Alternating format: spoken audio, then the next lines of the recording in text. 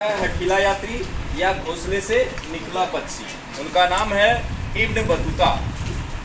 इन्हें हठीला यात्री इसलिए क्या कहा जाता है क्योंकि ये हमेशा जिद्दी स्वभाव के थे, कहीं भी जाने में कोई संकोच नहीं करते थे। अपने जीवन में बहुत समय तक जिद के साथ बहुत ही कठिन परिस्थितियों में दुर्गम रास्तों में यात्रा करते हुए विभिन्न देशों का भ्रमण किया। इसलिए इन्हें हठीला यात्री या घोंसले से निकला पक्षी का भी उपाधि दिया गया है। घोंसले से निकला पक्षी किन्हें कहा जाता है? Ibn Battuta. इब्न बतूता का जन्म मोरक्को में हुआ था। मोरक्को पड़ता है अफ्रीका में, और मोरक्को के किस प्रांत में? तो तंजीर प्रांत में इनका जन्म हुआ था 1304 ईस्वी में। इनकी यात्रा वृत्तांत का नाम है रिहल्ला। इस पुस्तक में इन्होंने भारत का जो यात्रा की उसका वर्णन किया। भारत आने से पहले इब्न बतूता अन्य देश का भी भ्रमण कर चुके थे, जैसे मक्का, ये पड़ता है सऊदी अरब में, इराक, फारस यानी कि ईरान, यमन, ओमान, पूर्वी अफ्रीका, इन क्षेत्रों का भ्रमण भारत आने से पहले कर चुके थे। पहले मक्का, इराक, फारस, यमन, ओमान, पूर्वी अफ्रीका आदि क्षेत्रों का भ्रमण कर चुके थे। कौन? Ibn Battuta. ये इन क्षेत्रों का भ्रमण करने के पश्चात स्थल मार्ग से होते हुए 1333 में सिंधु नदी को पार करते हुए सिंधु क्षेत्र पहुंचे। वहां पर उन्होंने मोहम्मद बिन तुगलक के लिए घोड़ा, ऊंट और दास लिया। उस समय बाजारों में दास बेचे जाते थे, इसका भी वर्णन किया है। तो ये मोहम्मद बिन तुगलक एमबीटी को खुश करने के लिए घोड़ा, ऊंट और दास लिया। एमबीटी के विषय में यानी मोहम्मद बिन तुगलक के विषय में इब्न बतूता सुन रखा था कि वो कला एवं साहित्य का संरक्षक था। आपको बता दें कि मोहम्मद बिन तुगलक बहुत ही पढ़ा लिखा व्यक्ति था, बहुत ही ज्ञानशील व्यक्ति था, लेकिन ऐसे कार्य किए उसने अपने जीवन में जिसके वजह से उन्हें सनकी राजा, पागल राजा, अभागा राजा का टाइटल मिल गया, क्योंकि ऐसे कार्य किए। आपको कार्य बता चुके हैं कि उन्होंने एकाएक राजधानी परिवर्तन करके दिल्ली से दौलताबाद कर दिया था और पूरे पशु पक्षी का एक ही साथ जाने का फरमान जारी कर दिया था। सारे पशु पक्षी लोग जाते जाते रास्ते में आधे मर गए। जब दिल्ली का सर्वे किया कि दिल्ली में कोई बचा है क्या, तो एक अंधा और एक लंगड़ा बचा था। उन दोनों को घोड़े से बांधकर वापस दौलताबाद लाने का आदेश जारी हुआ।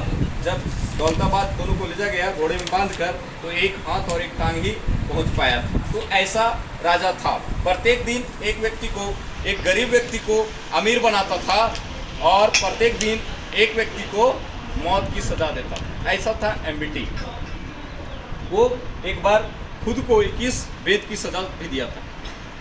तो ऐसा था एमबीटी। ये कला एवं साहित्य का संरक्षक था और इब्न बतूता भी काफ़ी ज्ञानी व्यक्ति था। वो शरिया का, इस्लामी कानून का ज्ञाता था, इसलिए इसके पास आया। वह एमबीटी के दरबार में यानी इब्न बतूता एमबीटी के दरबार में 1333-34 में पहुंचा। एमबीटी ने इब्न बतूता को काजी के पद पर नियुक्त कर दिया। काजी अर्थात न्यायाधीश, क्योंकि ये बहुत ज्ञानी था और ज्ञानी व्यक्ति ही न्यायाधीश पद पर नियुक्त होते हैं, तो इसलिए इसको काजी के पद पर नियुक्त कर दिया एमबीटी ने। किसको? Ibn Battuta. चीन भी भेजा दूत बनाकर और चीन जाने का आदेश 1342 में जारी किया एमबीटी ने और चीन गए।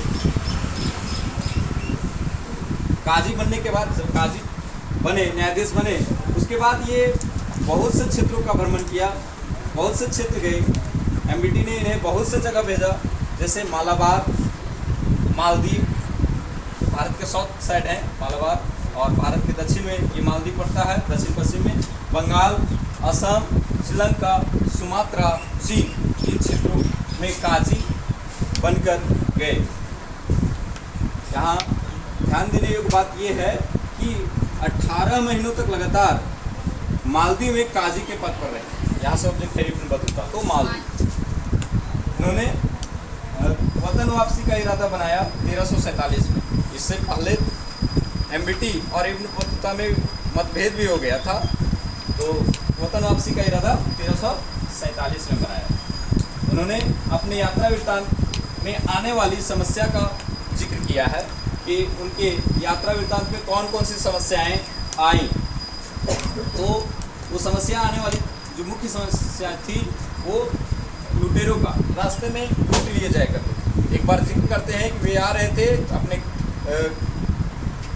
टोली के साथ, तो उन टोली पर हमला हुआ था लुटेरों का, जिसमें काफ़ी इनके साथी लोग मारे गए थे, ये बच गए।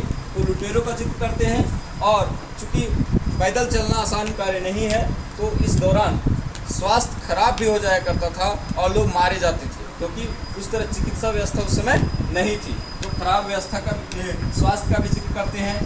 और चूँकि उस समय अधिकतर जो सफ़र होता था वो पैदल ही करना होता था, रास्ते खराब होते थे, दुर्गम होते थे, तो इन चीज़ों का जिक्र अपने यात्रा वृत्तांत रेहल्ला में किया। निम्न की यात्रा वृत्तांत की तुलना मार्को पोलो से की जाती है। ध्यान रखेंगे, इब्न बतूता की यात्रा वृत्तांत मिलता जुलता है मार्को पोलो की यात्रा वृत्तांत से। इनकी यात्रा वृत्तांत को एक सुनकर व्यक्ति लिखा था, ये बताए थे और सुनकर लिखा था, उसका नाम है इब्न जुज़ै।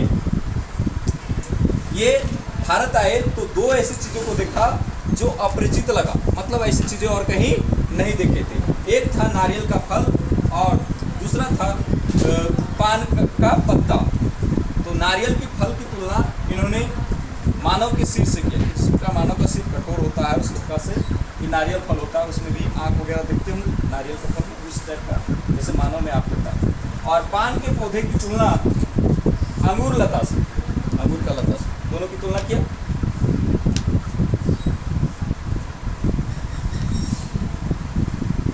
बड़े शहर के रूप में उन्होंने दिल्ली और दौलताबाद को बताया कि भारत में जो बड़े शहर थे वो बहुत बड़े शहर थे, एक दिल्ली और दूसरा दौलताबाद।